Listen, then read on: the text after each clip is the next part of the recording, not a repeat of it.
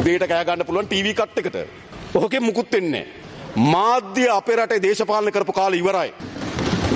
අපේ රටේ මාධ්‍ය නම් දේශපාලන කරේ. මම මේ රටේ ජනාධිපති වෙන්නේ නැහැ. මේ පාර්ලිමේන්තු 159ක් ඉන්නේ නැහැ. මාධ්‍ය මුළු දේශපාලනය 2019 අවසන් වුණු බව මතක තියාගන්න. 2019 දී මාධ්‍ය සතුව තිබුණු සමස්ත දේශපාලන බලය අවලංගු වුණා. එයි මාධ්‍ය විසින් මාධ්‍යවල තියෙන බලංගුතාවයද නැති කරගෙන දේශපාලන න්‍යාය පත්‍රයකට ආවා. නැත්තම් අයි වඩම්මයිද? ආයෙ පුළුවන් ද දේශපාලන නායකයෝ හදන්න ඊනානිකවලට? කරන්න බෑ. ඒ නිසා තවදුරටත් ඔයගොල්ලෝ හිතනවා නම් මාධ්‍ය මත යැපෙන මාධ්‍ය වලින් ගොඩනැගෙන එක තමයි දේශපාලන ව්‍යාපාර නෑ. ඒක දැන් පැරණි යුගය. අද තියෙන්නේ ජනතාවත් එක්ක කෙරෙන සංවාදය. නිරන්තරයෙන් ජනතාව මූණට මූණ මුණ ගැසීම. අපි දේශපාලන ව්‍යාපාරයක් ලෙස හැම වෙලාවම ජනතාවත් එක්ක සංවාදයෙන් යෙදෙන ජනතාව මුණ ගැසෙන දේශපාලන ව්‍යාපාරය. එතන තමයි අනාගත දේශපාලනය. තවදුරටත් මේ මීඩියා ජිමික් අවසන් අපේ රටේ දේශපාලන.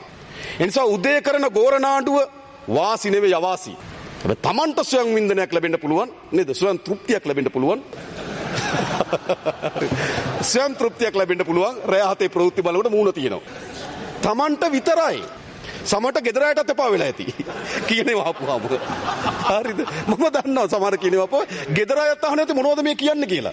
මතක තියාගන්න මේ දේශපාලන යුගය ඉවර ඒ දේශපාලන යුගයේ තාමත් අපේ රටේ යථාර්ථය නම් අපි බලයට එන්නේ නැහැ. හොඳට තේරුම් ගන්න. මුළු පරිවර්තනයක් සිද්ධ වෙලා තියෙන්නේ. ඒ පරිවර්තනයට තමුන්නාන්සලා එන්නේ නැතුව අර පැරණි දේශපාලනයම පැරණි මාවතම පැරණි කතාවම නම් තමුන්නාන්සලා තියෙන්නේ. තමුන්නාන්සලා දේශපාලනේ පොසිල කවදා හරි නේද? දේශපාලන ඉතිහාසඥයෝ හොයන්න පුළුවන් දේශපාලන පොසිල වගේක් හිටිය කියලා 2025 පාර්ලිමේන්තුවේ. ඔච්චරයි. වෙනස් වෙන්න අපි කිසි කෙනෙක් එක්ක පෞද්ගලික තරහක් නැහැ. හැබැයි අපි කියන්නේ අවස්ථාවක් කියලා තියෙන රටට. මේ රට නැවත නැගිටින්න අවස්ථාවක් ලැබිලා තියෙනවා. මම ඔබට කියන්නේ මේ අවස්ථාව අපි අත්හරිනවද?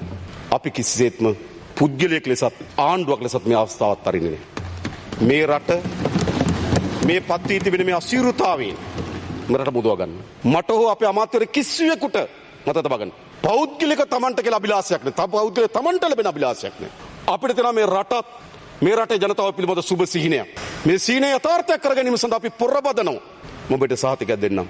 අපි ඒක යථාර්ථයක් බවට පත් කරනවා.